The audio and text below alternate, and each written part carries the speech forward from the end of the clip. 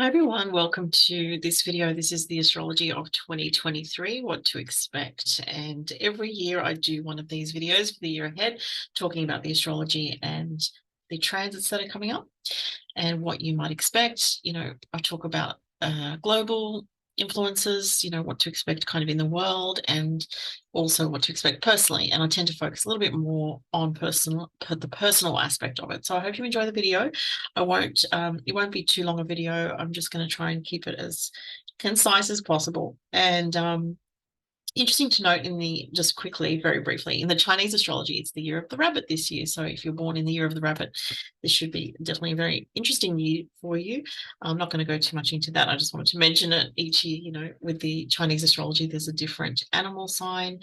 You can also look into that yourself. I won't go into it too much in this video at all, but I'm just going to focus on the Western astrology. So this is for Western tropical astrology. Okay, so one interesting thing to note, coming out of the last 2 years, we will no longer be dealing with that very heavy energy that we dealt with in 2020 and 2021, which was the Saturn-Uranus square. So Saturn was squaring Uranus for those last couple of years, where we went through all the COVID stuff, and that is finished. So that is really good news because that tension was really felt globally.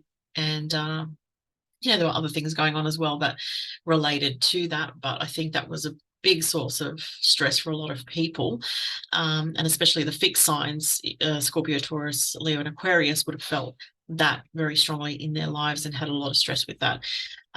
That's done. We're going into very different energy for 2023. So I think it's really exciting.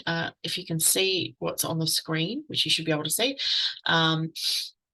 I've just done some little symbols up here. We've got Saturn moving into Pisces this year. We've got Jupiter moving into Taurus, and of course the huge change with Pluto in Aquarius, which is massive. Now, I have done individual videos on all of those three that are listed there.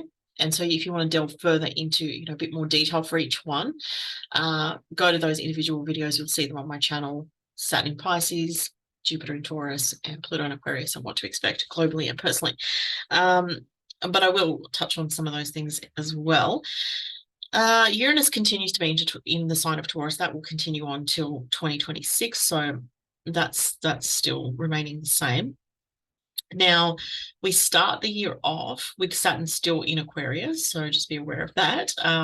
And Saturn will be in the later degrees of Aquarius. So if you're born at the end of a fixed sign, such as myself, I have late Taurus, late Scorpio in my chart, or late Aquarius, late Leo, you will feel some tension and some challenges in your life, let's just say from January, February, while we experience Saturn at the end of Aquarius. So Saturn will move into Pisces from March 8th, though. So if you're born then at the beginning of Pisces, this is, the beginning of a new stage of your life where you will be taking on more responsibility.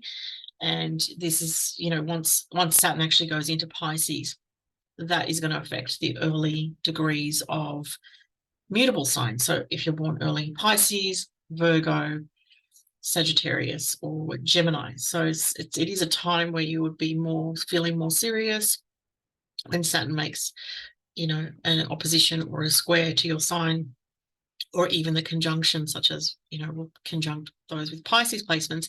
You will feel more serious when Saturn is in your sign. But I feel globally with Saturn in Pisces, much better energy than Saturn in Aquarius. Saturn in Aquarius was definitely, I talked about it previously, a lot of restriction on the population, Aquarius being the people, Saturn being, restrictions, control, structure, and all that kind of thing. Now, being in Pisces, it's very different energy. It's a lot of a softer energy, I feel.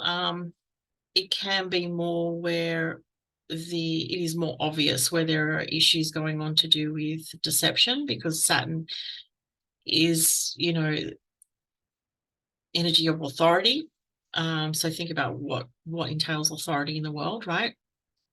And in slippery Pisces, it's like trying to get a grip on these two slippery fish that are going in two different directions. There could be a lot of energies in the world where there are conflicting desire to control and, conflicts of interest, conflict in terms of, what governments are doing, different agendas that are not really on the same page, that are not working together. There could also be things on the level of the earth itself where, we come to focus more on things like the state of the ocean, because Pisces rules the deep ocean. It's ruled by Neptune, the deep ocean, the deep waters of the world, where there's pollution. One thing I always excuse me, I always thought about, which didn't seem to get much mention. I'm sure there's people out there that thought about this, like during COVID, all those masks that just got tossed away just ended up in the ocean. So many of them would have. I just remember seeing masks just strewn along the footpath, and imagine that globally all ending up in the ocean. Just that, the thought of that is just upsetting. But anyway, I digress. But so what my point is that, there might be more focus on the, cleaning the oceans, excuse me, healing, because, Pisces is about healing the earth. And, I'm not really talking about like climate change as a label. That's not what I mean. I mean, like obvious things where just things like I know pollution is part of climate change issues, but it's kind of just like the obvious things. The oceans have been getting more and more polluted. So because of that placement in Saturn in Pisces, that's why I'm mentioning that. Also, Pisces is the film industry. It's also TV, film, things of that nature. There could be, it could go to extremes with Saturn in Pisces. It can be either there's not much happening in the film industry, or it's really kind of dying off in some way in a phase. Like it might be going through a bad phase where people are just not interested in movies because there's nothing of good quality, or it could go the other way where there's like a massive everyone's talking about a particular movie or a particular series that's coming out and everyone's really swept up in that. So it could go either extremes. Last time Saturn was in Pisces was back in 1994 to 1996. So if you're around then, you remember like Pulp Fiction came out, and that was like a huge, Quentin Tarantino made that film and it was huge back then. Just things like that, where there could be a movie or a release of, a series or something like that, where it's just very popular, potentially. Also, Saturn in Pisces can relate to things like flooding, can be like mudslides, especially with Jupiter in Taurus at the same time. There can be things like that going on with the Earth, tornadoes, hurricanes, things where, to do with water, but that can be very destructive. Or earthquakes where there's like an earthquake and there's a mudslide, things like that can happen under Saturn in Pisces as well. And yeah, as I said, if you're around, if you're alive in 1994 to 1996, I was in my very early 20s then, that you can think back to that and think, okay, what was going on then. I think also another thing that there could be attention drawn more to things like boats or issues with the Marines, perhaps, like, anything to do with water related, anything water related. So whether it's boating issues, travel by water, also an attention drawn to like water safety, and like there could be more. I know in Australia we have a lot of, it's quite common, and sadly, that people do drown in the beaches. We have so many beaches because, Australia's got a huge coastline, and, obviously beach culture is massive in Australia. And even recently there's been, and it's, Saturn hasn't even gone in Pisces yet, but there's been a lot of this summer, sadly, a lot of drownings, people getting stuck in rips and things like that. So there could be attention drawn to things of that nature. It could be things like marine life, saving marine life, things of that nature. So anyway, on a personal level, Saturn in Pisces, as I said, if you're born in any of the mutable signs in the next couple of years, this would be, a time of some extra pressure on you with Saturn, putting pressure on you personally. You might have more responsibilities in your life. You might have to put extra efforts into your working life, extra efforts into things that, require you to put in more physical exertion, and it might even be psychologically draining as well, or spiritually draining. It is a good time with Saturn in Pisces to get healing done. So like if you're, drawn to that sort of thing, obviously yourself. Sometimes when we are under a lot of stress, getting some kind of healing, like I've experienced that myself, where I've had a healing done, with someone that's recommended to me, that is very professional and knows what they're doing, and it's just like such a sense of relief. That can be something that benefits the mutable signs in these next couple of years or so. I'm just going to share a new screen. Where am I? So the key dates. So hopefully, I don't know if this is going to work, but it looks a bit different to last time I was doing this. Anyway, it may or may not be on the screen. I typed up key dates for 2023. Hopefully it's working. The biggest news obviously is Pluto moving into Aquarius, starts March 24th to 11th of June. And I'll talk about that in a minute. I just mentioned about Saturn in Pisces. That goes from March 8th to the 14th of February 2026. So obviously when Saturn changes signs, it's in a sign for a couple of years roughly. Jupiter moves into Taurus from May 17th, 2023 to May 25th, 2024. As I said, I did a separate video on that. Go to that video if you wanted to find out more. Jupiter in Taurus is I think it's a good energy. It's good for fertility, creativity, abundance, drawing more money into your life, more of a sense of security and stability. You can really find that you're in a flow of prosperity. It's a really nice energy. If you're a Taurus, you're going to benefit greatly in the next couple of years with this influence. But it does start May 17th, so be aware of that. And also other big news is the nodes shifting out of Taurus and Scorpio into Aries, Libra. I'll talk about that in a minute as well. Just have a sip of my drink here.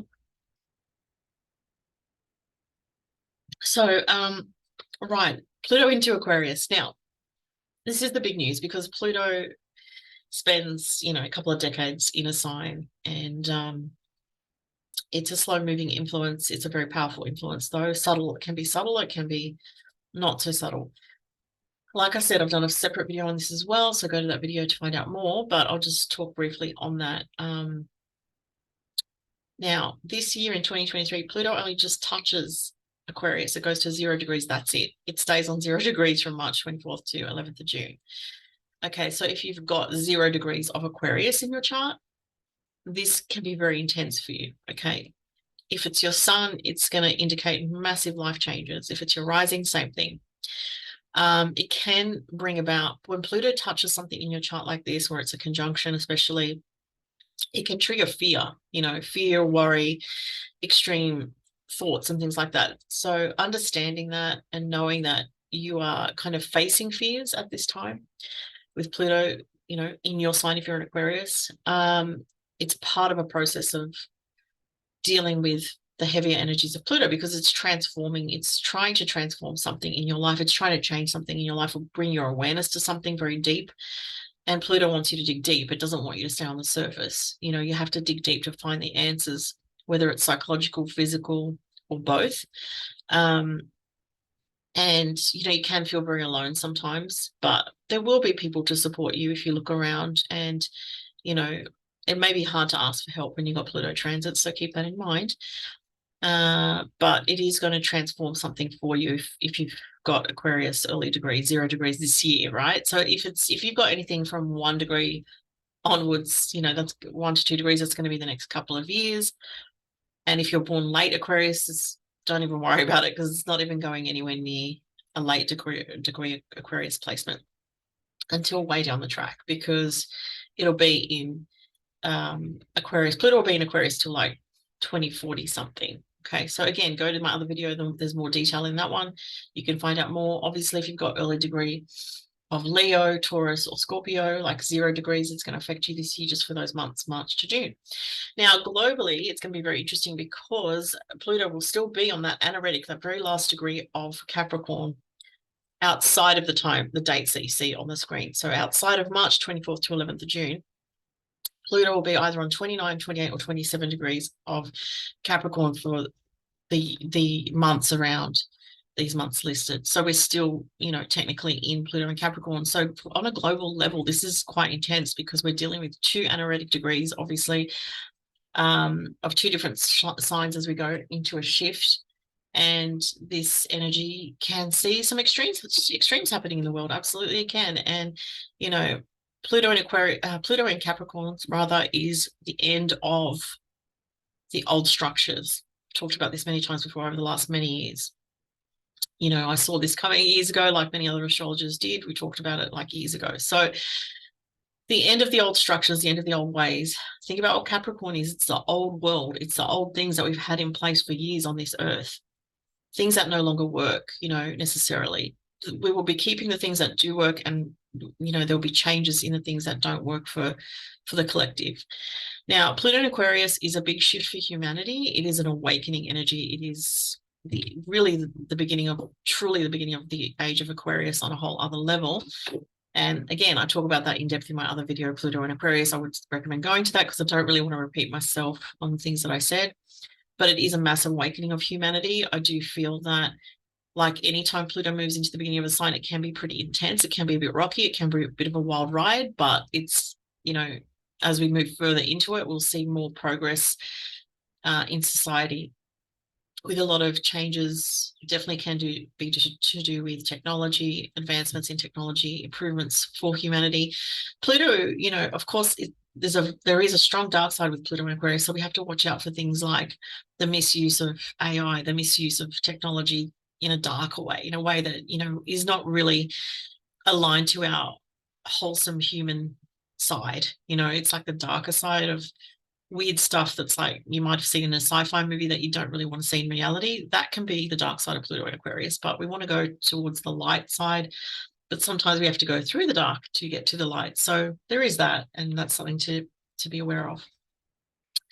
The other thing to mention is the nodes shifting signs. So we start the year still with the nodes in Taurus and Scorpio. Okay, so the North Node in Taurus, the South Node in Scorpio, and I'm just going to change screens actually.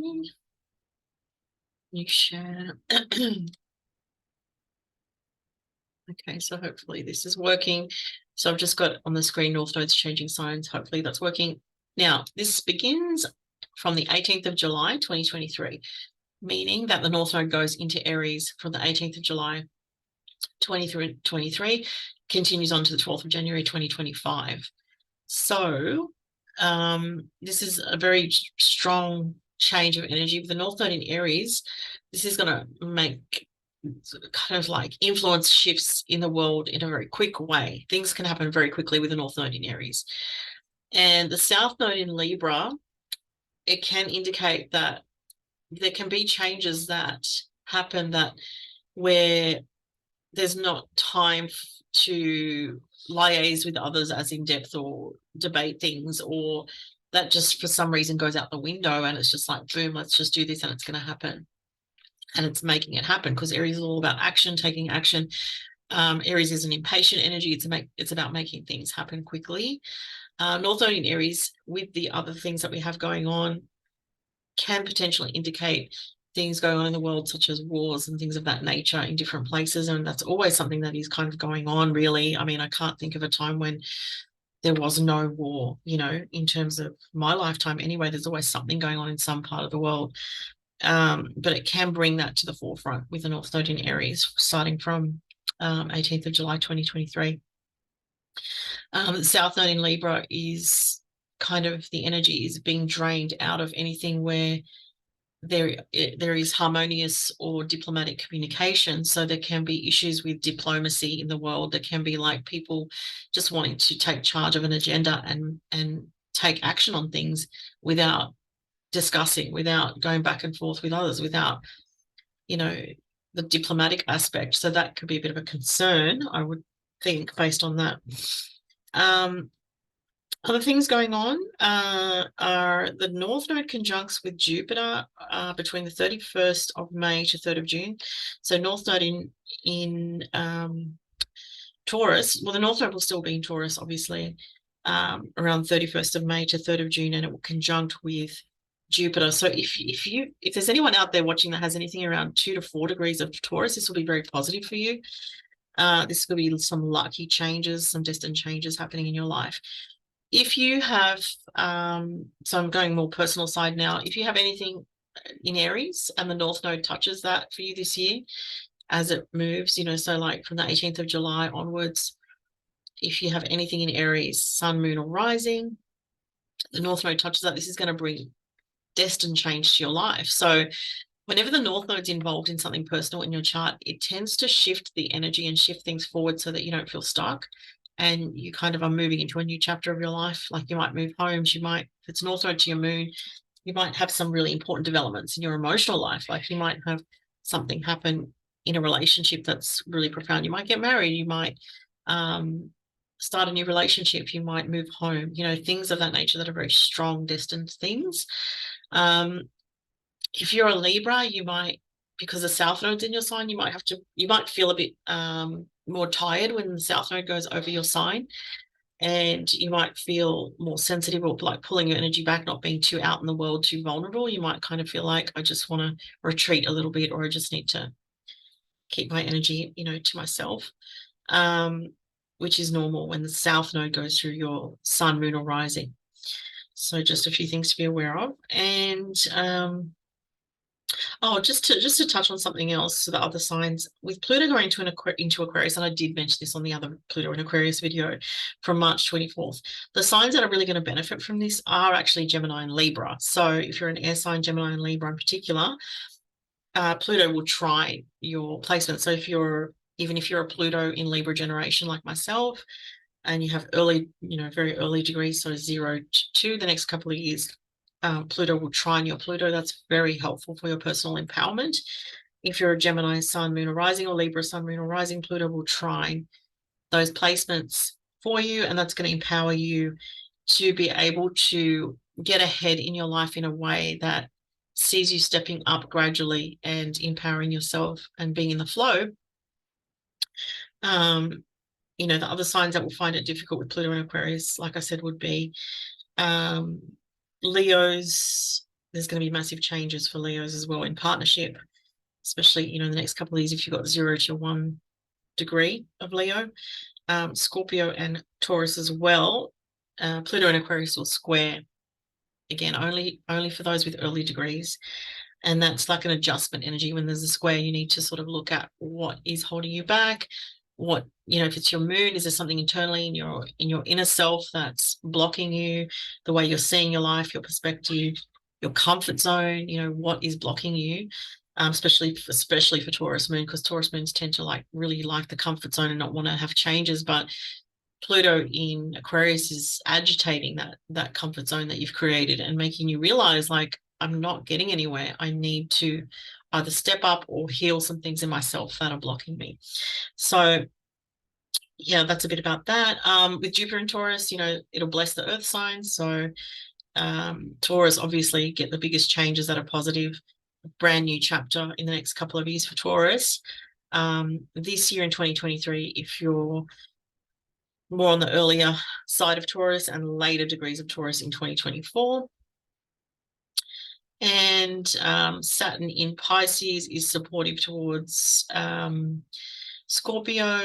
It is supportive towards Capricorn and Taurus, and it's more challenging towards Pisces, Virgo, and Gemini and Sagittarius over the next couple of years. So that's kind of just a rundown on the simplified version. I did want to mention just before I finish the eclipses. And so the eclipses for 2023, we have an eclipse season April and May, and then again in October. So there's 4 eclipses this year.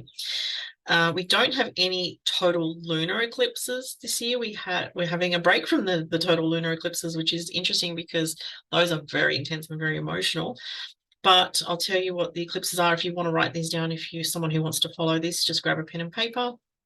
It's a total solar eclipse on April 20th, 29 degrees of Aries. So that will affect you if you have anything, obviously 29 degrees of Aries, 29 of Libra, 29 of Capricorn, or 29 of Cancer. But it's a solar eclipse, so that the solar eclipses are not so emotional. They are about endings and new beginnings, but in a positive light for the growth of your life. And remember, with eclipses, the energies are activated on the date, but they tend to have a 3 to 6 month span of development, or you know, the changes tend to unfold over the 3 to 6 months after that date.